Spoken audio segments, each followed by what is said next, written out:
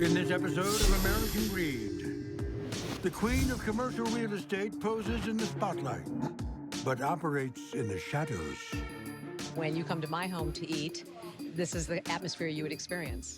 Champion Kane admitted in court that she was the mastermind of a massive $400 million Ponzi scheme. Gina Champion Kane is on the cover of magazines. She sits on influential boards and wins awards. In San Diego, she's kind of a big deal. Sunset, as a real estate developer and business owner, I also own 10 restaurants. I know I'm crazy. Gina wanted to build an empire. The mayor even names June 28, 2006, Gina Champion Kane Day. She's this powerful woman entrepreneur in San Diego. It's like, wow, how do I become that someday? But Champion Kane isn't the role model she seems to be. When she gets involved in the liquor licensing business, she becomes drunk with power and masterminds one of the largest frauds in San Diego history. I mean, you could argue this was a $400 million business enterprise, and here, this woman pulled it off. But the enterprising entrepreneur isn't the successful businesswoman she pretends to be. In fact, over the 7 years of her scheme, she used about $60 million of investor funds to prop up her failing businesses. Because the architect of the largest woman-run Ponzi scheme in U.S. history has a dark origin story. And the ironic thing is I was actually a victim of a Ponzi scheme. Yeah, that's where the idea came from, isn't it?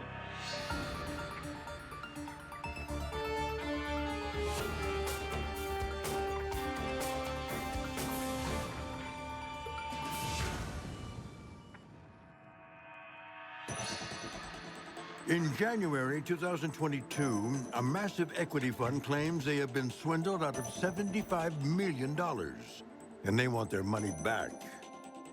Their lawyers believe one person in particular has the answers: Gina Champion Kane. Do you solemnly swear that the testimony you're about to give will be the truth, the whole truth, nothing but the truth under penalty of perjury?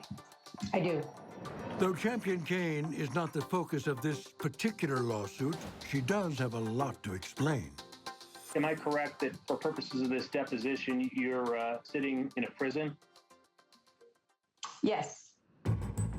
Over the next 5.5 hours, Champion Kane will describe 8 years of her life, during which she not only duped this fund, but also contrived to steal more than $350 million from almost 500 investors. And the conversation won't always be easy. I'm being honest. I have nothing to lie for. I'm already incarcerated. You can continue to skewer me all you want. It's not going to affect me either way. I'm already in prison. I'm already being punished. I'm already remorseful. I'm already atoning for my sins. This isn't what she has in mind when she comes to San Diego from Michigan in the late 80s to make a name for herself. She came out, she graduated from the University of Michigan, moved out to San Diego, and ended up getting her MBA at the University of San Diego. After getting her MBA, she ended up deciding to form her own company, and that was American National Investments, or ANI. Even the name is ambitious. Champion Kane doesn't just want to conquer real estate in the gas lamp district in downtown San Diego. She wants to conquer commercial real estate across the entire country. It's so great to meet you. Congratulations on the second location. Thank you very much. Very excited. Very excited. Neil Centuria spends nearly 50 hours interviewing Champion Kane for his book, I Did It, the largest woman-run Ponzi scheme in American history, as told to Neil Centuria and Barbara Bree.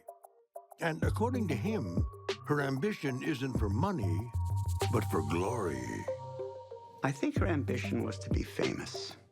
I think that you have to understand that if you pick real estate development, it's pretty high profile.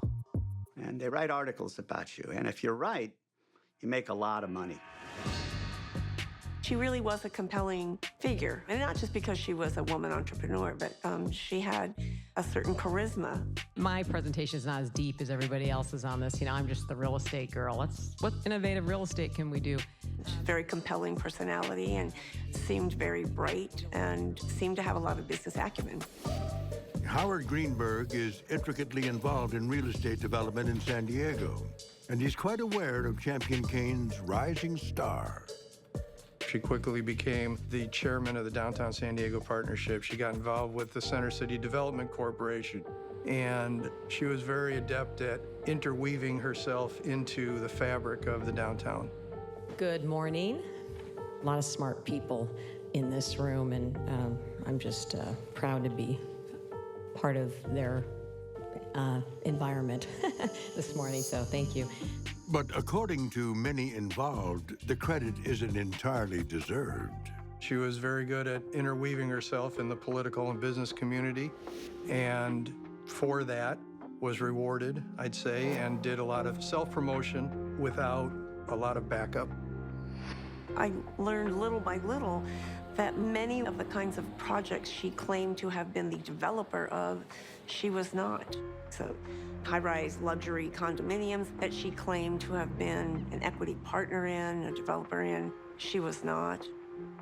In many ways, she conned people into believing that she had done much more than she had, and she was masterful at promoting herself.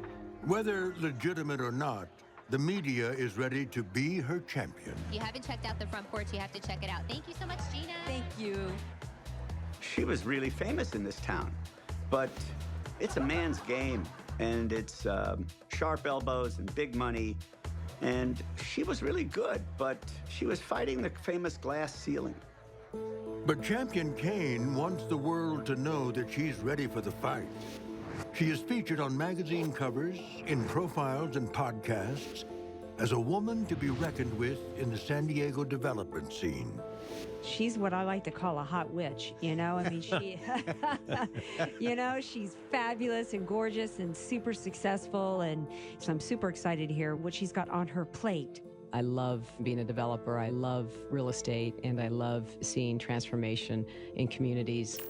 She climbed so high in public estimation that in 2006, the San Diego mayor declares June 28th Gina Champion Kane Day.